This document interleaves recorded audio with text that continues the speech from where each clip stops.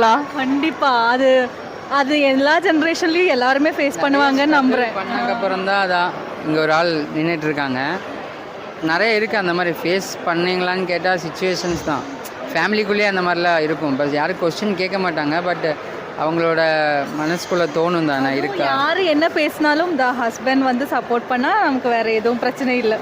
சொல்லணும். இப்போ அந்த பேபி விஷயம் கேட்டிங்க இல்லையா, ஹஸ்பண்ட் அண்ட் ஒய்ஃபுக்கு வந்து தயவு செஞ்சு யாருமே போய் அவங்கக்கிட்ட கேட்கணுங்கிற அவசியம் கிடையாது. ஏன்னா அது அவங்க 2 பேருக்குள்ளே நடக்கிற பர்சனல் விஷயம்தான். இப்போ பேபிங்கிறது அந்த பர்சனல் விஷயனால தான் பேபி இல்லையா.